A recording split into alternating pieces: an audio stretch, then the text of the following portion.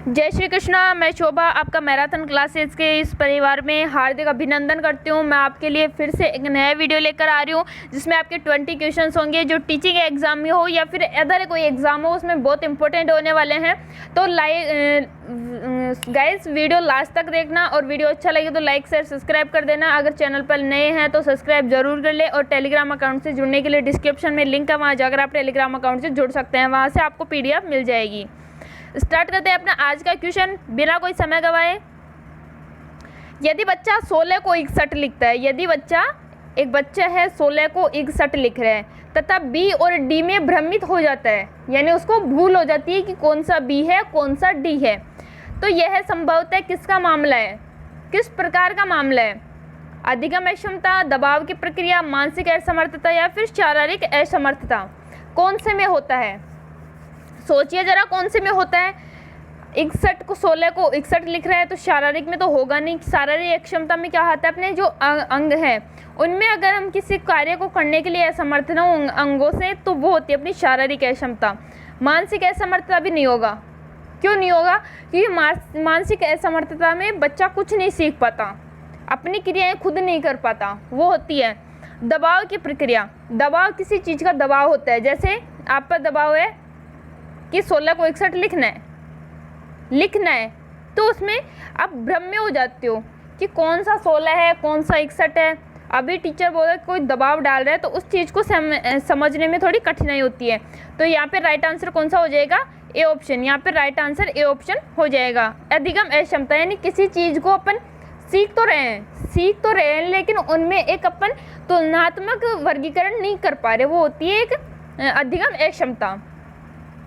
अगला क्वेश्चन आ रहा है, जब कोई बच्चा अपना सारा ध्यान अपने कार्य पर केंद्रित करता है, जब कोई बच्चा सारा काम अपने कार्य पर केंद्रित करता है और अन्य सूचनाओं की अनदेखी करता है तो किस प्रकार का अवधान प्रदर्शित होता है? तो कौन से प्रकार का अवधान बाधा उसमें उत्पन्न होती है? अब देखते हैं कौन सा होता है। जब कोई बच्चा अपना सारा ध्यान, जैसे तुम हो रीट की प्रिपरेशन कर रहे हो, रीट की प्रिपरेशन पे सारा ध्यान है, अदर कोई सूचना, अदर कोई भी वैकेंसी आ रही है उस पर ध्यान नहीं देना, तो इसके अंदर कौन सा अवधान प्रदर्शित होता है? चयनात्मक अवधान, समकालीन अवधान, विभक्त अवधान या सामान्य अवधान? कौन सा अवधान होगा? क्योंकि अब मैं आपको एक बार इजी से बता देती हूँ कौन सा अवधान होगा। इसमें होगा चयनात्मक अवधान। क्यों? क्योंकि आपने उन सभी चीज़ों में से सिर्फ एक चीज़ का चयन कर रखा है, सभी वैकेंसियों में से सिर्फ एक रीट की वैकेंसी का चयन कर रखा है, तो वो होगा चयनात्मक अवधान, यानी अपना सिर्फ ध्यान एक रीट पर है। समकालीन अवधान होगा नहीं, क्योंकि समकालीन यानी एक ही समय में जो दो तीन घटनाएं घटित होती हैं वो समकालीन होती हैं। विभक्त अवधान दो जो तुलनात्मक उनको विभक्त करते हैं अपन, जैसे विभक्त अवधान 10 दिन अपन ने किसी और की तैयारी कर ली, 10 दिन किसी और वैकेंसी की कर ली, 10 दिन और, तो ये होता है विभक्त अवधान। तो यहाँ पे ये ए ऑप्शन राइट आंसर होगा। अगला आ रहा है, सुरेश ठीक से पढ़ नहीं सकता। सुरेश ठीक से पढ़ नहीं सकता और दूसरों से जो पढ़ा गया है उसे समझ नहीं सकता। खुद भी ठीक से पढ़ नहीं सकता और दूसरों के द्वारा जो पढ़ाया गया है वो भी ठीक से समझ नहीं सकता। इसकी अधिगम विकलांगता, सॉरी यहाँ पे आएगा विकलांगता या फिर असमर्थता बोल सकते हैं इसको, विकलांगता है। कौन सी है? डिस्ग्राफिया, डिसलेक्सिया, डिस्कैकुलिया और अफेजिया, कौन सी होगी यहाँ पे? क्वेश्चन नंबर 3 में कौन सी होगी? यानी किसी चीज़ को पढ़ भी नहीं सकता और समझ भी नहीं सकता, तो वहाँ पे कौन सी होती है? डिसलेक्सिया। डिस्ग्राफिया होती है लिखने में, डिस्ग्राफिया होती है लिखने में, डिस्कैकुलिया मैथ के ऊपर होती है, एफेजिया भी मैथ पे होती है, तो यहाँ पे बी ऑप्शन राइट आंसर हो जाएगा। अगला क्वेश्चन आ रहा है चौथा, अधिगम विकलांगता वाले बच्चे अधिकतर होते हैं, अधिकतर जिन बच्चों में विकलांगता पाई जाती है वो बच्चे कैसे होते हैं? विकलांग होते हैं, आक्रामक होते हैं, संगठित होते हैं, संगत होते हैं या निम्न उपलब्धि वाले होते हैं? जिन बच्चों में विकलांगता पाई जाती है वे बच्चे अधिकतर कैसे होते हैं? आक्रामक होते हैं, संगठित होते हैं, संगत होते हैं, निम्न उपलब्धि वाले होते हैं? कौन से होते हैं?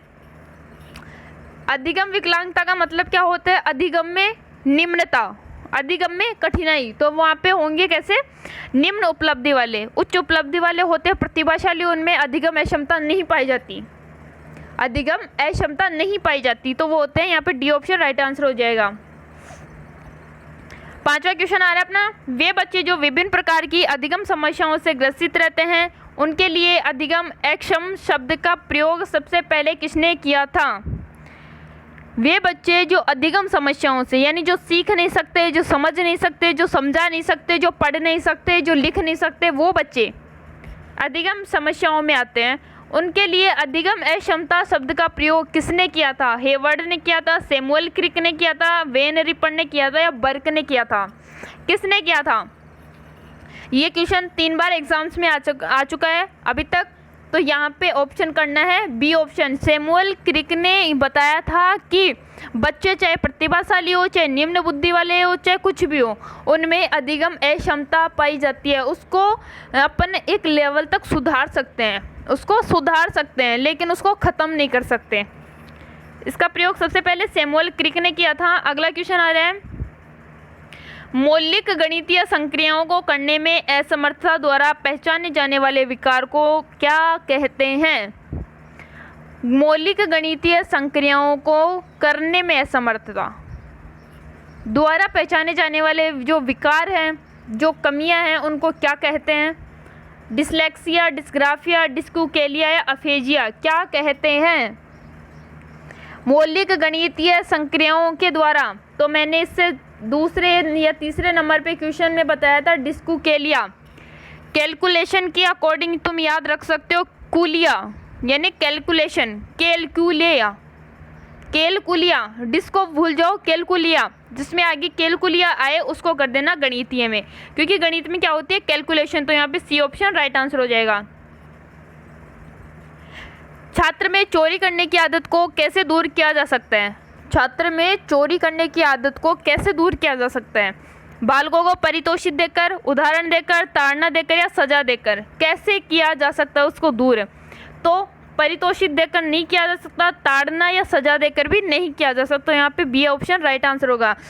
साइकोलॉजी में एक चीज़ बहुत ही धमाकेदार है, जितना आप अपने थ्योरिकल से, अगर अपने दिमाग से क्वेश्चन को समझ सकते हो, जैसे साइकोलॉजी में अगर कोई भी क्वेश्चन पूछे किसी भी विकार को दूर करने के लिए, किसी भी आदत को दूर करने के लिए, तो वहाँ पे सजा ताड़ना नहीं आएगा। XYZ कोई भी क्वेश्चन हो उसमें सजा या दंड कुछ भी नहीं आएगा, तो ये तो आपको 2 ऑप्शन करने ही नहीं है कहीं पे भी। अगला क्वेश्चन आ रहा है, भारत में किस आयु वर्ग के बालक द्वारा किए गए अपराध को बाल अपराध कहा जाता है। बाल अपराध कौन से होते हैं, 18 वर्ष से कम, 4 वर्ष से कम, 8 वर्ष से कम, 16 वर्ष से कम, कौन से में होता है। तो बालक द्वारा, बाल अपराधी बालक कितने वर्ष का होता है, वो होता है 18 वर्ष से कम बालक। ए ऑप्शन राइट आंसर हो जाएगा, ए ऑप्शन राइट आंसर हो जाएगा। अगला क्वेश्चन आ रहा है, अलग अलग सोच वाले पैटर्न उन बच्चों की पहचान करते हैं जो, अलग अलग सोच वाले पैटर्न, थिंकिंग वाले पैटर्न होते हैं, वो उन बच्चों की पहचान करते हैं जो, यानी कौन से बच्चे हैं, डिसलेक्सिक हैं, सृजनात्मक हैं, प्रत्यक्षी हैं या विकलांग हैं, कौन से हैं। तो ये जो अलग अलग सोच वाले पैटर्न हैं वो उन बच्चों की पहचान करते हैं जो हैं सृजनात्मक, जो बच्चे सृजनात्मक हैं उनकी पहचान करते हैं। बी ऑप्शन यहाँ पे राइट आंसर हो जाएगा। अगला क्वेश्चन आ रहा है, बहुत ही अच्छा क्वेश्चन है, ध्यान से पढ़ना। जो बालक स्कूल के जीवन के मध्य में अपनी आयु स्तर की कक्षा से एक नीचे की कक्षा का कार्य करने में असमर्थ हो। एक बच्चा है 9th क्लास में है, लेकिन वो 8th क्लास का कोई भी कार्य नहीं कर सकता, तो वह बच्चा क्या होता है। पिछड़ा बालक, मानसिक रूप से मंद बालक, समस्याग्रस्त बालक या मादक द्रव्य सेवन करने वाला बालक। तो आपको पता है ये तो कुछ होने वाला नहीं है, तो आपके पास बचे 3 ऑप्शन। 3 ऑप्शन में आपको आंसर देना है। कौन सा आंसर होगा इसमें, जो अपनी आयु वर्ग, जो अपनी कक्षा से नीचे वाली कक्षा का कार्य करने में असमर्थ हो, तो वो होता है पिछड़ा बालक। पिछड़ा बालक, मानसिक मंद बालक वो होते हैं जो, जिनकी बुद्धि लब्धि बिल्कुल लो है, औसत से कम है, 90 से 110 के कम है, यानी 90 से नीचे है, वो होते हैं मानसिक पिछड़े बालक। अगला क्वेश्चन आ रहा है अपना, एक सेकंड। एक बालक जो गणित के अतिरिक्त अन्य सभी विषयों में सामान्य है जबकि गणित में बहुत निम्न उपलब्धि रखता है, ऐसे बालक को निम्न में से किस श्रेणी में रखा जा सकता है? और सभी सब्जेक्ट अच्छे से हैं, औसत हैं सभी में, लेकिन जो मैथ है उसमें वह औसत से भी निम्न है, उसमें बिल्कुल लो है, तो उसे क्या कहा जा सकता है? कौन सी श्रेणी में उसको रख सकते हैं? मंदबुद्धि बालक, औसत बालक, मनस्तापी बालक या पिछड़े बालक? कौन से बालक आएगा इसमें? तो मैंने आपको पहले बता दिया कि जो बालक सिर्फ अपनी कक्षा से नीचे का कार्य कर सकते हैं या सभी सब्जेक्ट में अच्छा, सिर्फ एक सब्जेक्ट में लो है, तो वो कौन सी श्रेणी में आते हैं? पिछड़े बालक की श्रेणी में आते हैं। किसी विषय वस्तु के जो उपलब्धि है उसमें निम्न होते हैं तो वो पिछड़े बालक की श्रेणी में आते हैं। अगला क्वेश्चन आ रहा है, वंचित वर्ग के विद्यार्थियों में शैक्षिक असफलता का एक बड़ा कारण है। वंचित वर्ग के जो विद्यार्थी होते हैं उनमें एक शैक्षिक असफलता का कारण कौन सा है? घर में शैक्षिक निर्देशन का अभाव, अवधान की कमी, बौद्धिक योग्यता का कम होना, यह है सभी। कौन सा आएगा? जो वंचित वर्ग के बालक हैं, यानी जो अपन मान सकते हैं आदिवासी क्षेत्रों के बालक हैं या फिर जो ढाणियों में रहते हैं, जो एक नगर से बहुत दूर हैं, वहाँ पे ऐसी आधुनिक कोई सेवाएं नहीं मिल रही, तो वहाँ पर शैक्षिक असफलता के अपने को कारण मिल सकते हैं। क्या? कि घर में शैक्षिक निर्देशन का अभाव होता है, क्योंकि वहाँ पर कोई भी लोग शिक्षित नहीं होते और वो अपने बच्चों को निर्देशित नहीं कर सकते शिक्षा के प्रति। ए ऑप्शन यहाँ पे राइट आंसर हो जाएगा। अगला क्वेश्चन आ रहा है अपना, वंचित वर्ग की पृष्ठभूमि के बच्चों की शिक्षा प्रदान करने के लिए शिक्षक को होना चाहिए। वंचित वर्ग के जो बच्चे हैं उनको शिक्षा प्रदान करने के लिए एक अध्यापक का रवैया कैसा होना चाहिए? उन्हें बहुत सा लिखित कार्य दें, उनके बारे में अधिक जानकारी जुटाने का प्रयास करें और उन्हें कक्षा में होने वाली चर्चा में शामिल करें, या फिर उन्हें कक्षा से अलग बिठाएं और उन पर ध्यान ना दें क्योंकि वे दूसरे शिक्षार्थियों के साथ अंतर्क्रिया नहीं करते हैं। तो यहाँ पे राइट आंसर क्या होगा कि उनको ध्यान तो देना है, शिक्षक को ध्यान देना है, तभी तो बच्चों को सिखा पाएगा। तो यहाँ पे ये ऑप्शन तो नहीं होगा। अगर अपन किसी बच्चे को कक्ष में बिठाकर कुछ समझाने का कार्य करते हैं तो उनमें अपने को अलग अलग छांटना नहीं है, सिर्फ अपने को अगर करना है तो उनको सभी को सम्मिलित करके एक ही दृष्टिकोण से उनको पढ़ाया जाए। तो ये तीसरा ऑप्शन भी नहीं होगा। अब अपने पास दो बचे तो अधिक से अधिक लिखित कार्य देगा तो वो उसमें क्या होगा, कुंठा उत्पन्न हो जाएगी, एक प्रकार से वो दबाव बन जाएगा दिमाग पर, तो वो सीख नहीं पाएगा। तो ए ऑप्शन भी नहीं होगा। यहाँ पे राइट आंसर क्या होगा? बी। उनके बारे में अधिक से अधिक जानकारी जुटाएं कि वो क्यों पिछड़े हुए हैं, उन्हें किस चीज़ की ज़रूरत है, उन्हें किस प्रकार शिक्षा दी जा सकती है, और जो कक्ष में जो चर्चाएं हो रही है उनमें शामिल करना चाहिए, क्योंकि उनके मन में जो अपने प्रति एक प्रकार की जो छोटी है सोच वो विकसित हो सके। तो यहाँ पे बी ऑप्शन राइट आंसर होगा। अगला क्वेश्चन आ रहा है, सामान्य छात्रों के साथ साथ वंचित समूह के छात्रों को दी जाने वाली शिक्षा का प्रकार निम्न कहलाता है। समावेशी शिक्षा, अनन्य शिक्षा, विशेष शिक्षा, एकीकृत शिक्षा।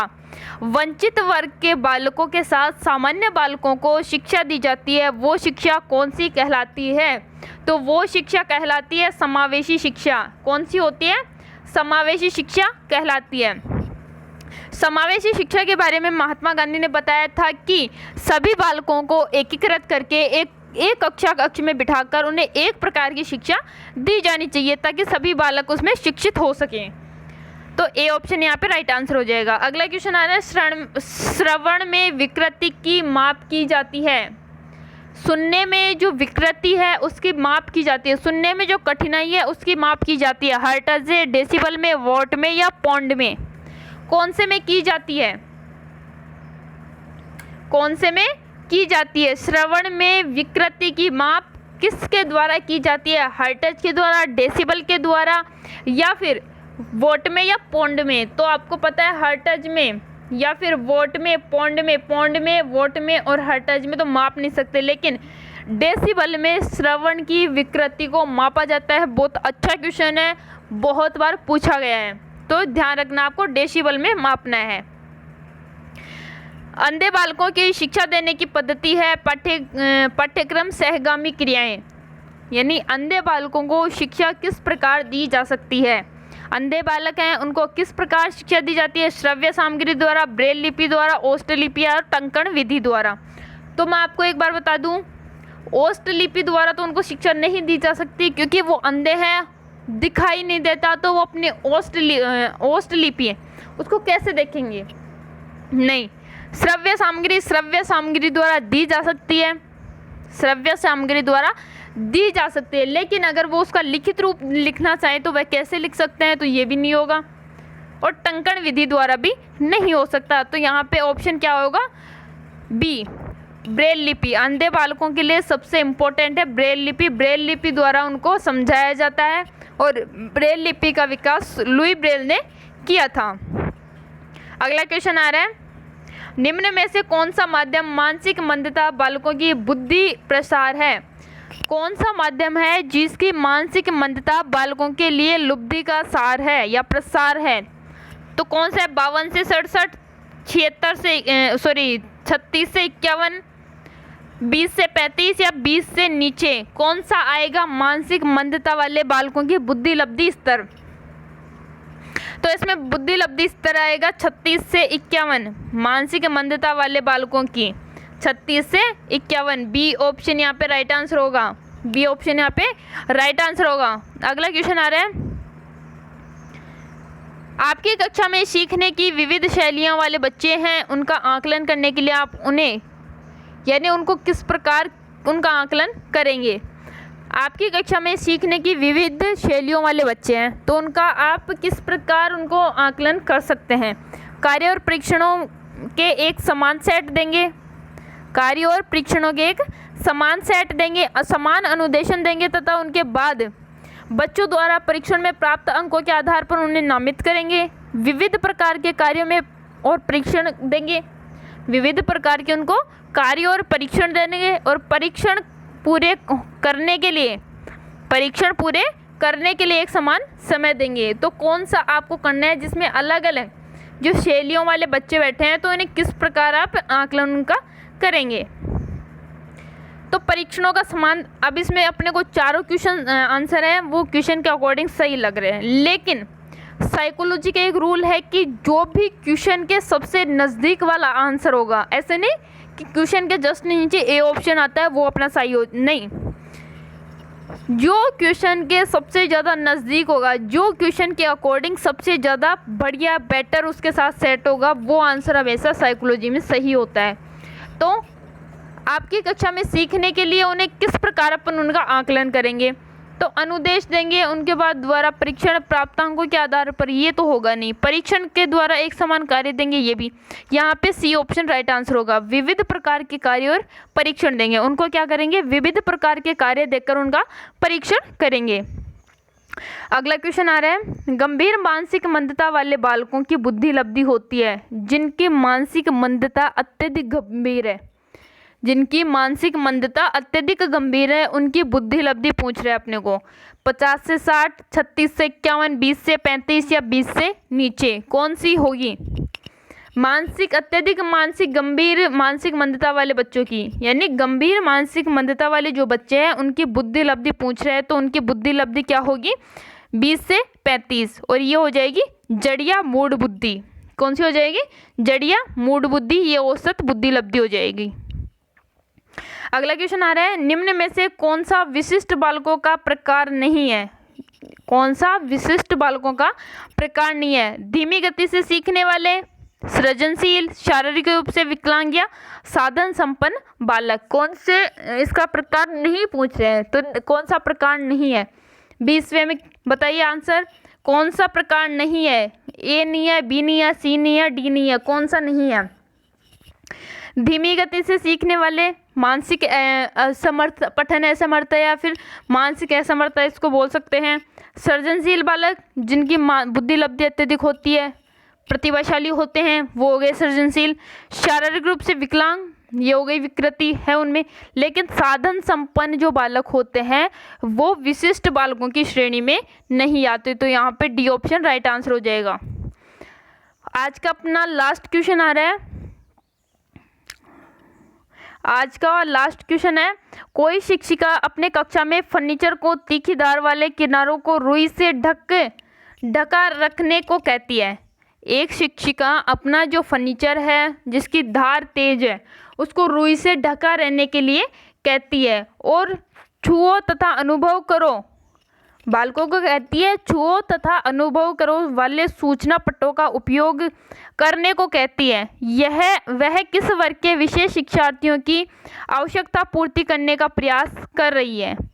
एक शिक्षिका है वो अपनी कक्षा में जो तीखी धार वाले जो फर्नीचर हैं उनको ढका रहने के लिए कह रही है और उस पर रुई लगाने के लिए कह रही है, और फिर उनको अनुभव करने के लिए कह रही है। बालकों को बोले कि हाथ लगा के उसको अनुभव करो। तो ये किस प्रकार के बालकों की आवश्यकताओं की पूर्ति कर रही है। सामाजिक रूप से वंचित शिक्षार्थी, दृष्टि विकलांग, श्रवण विकलांग, या कुछ न सीख सकने वाले बालक। तो कौन से बालक होंगे ये। तो अपन ने देखा था कि जो हाथों से महसूस करके जो पढ़ा जाता है वो होता है कौन सी में, वो होता है ब्रेल लिपि में। ब्रेल लिपिंग इनके लिए होती है, ब्रेल लिपि होती है दृष्टि विकलांग यानी जो अंधे बच्चे होते हैं उनके लिए होती है। तो आज का अपना टॉपिक यहीं कंप्लीट होता है। मिलते हैं नेक्स्ट वीडियो में फिर एक नए टॉपिक के साथ, नए एक मेगा टेस्ट के साथ।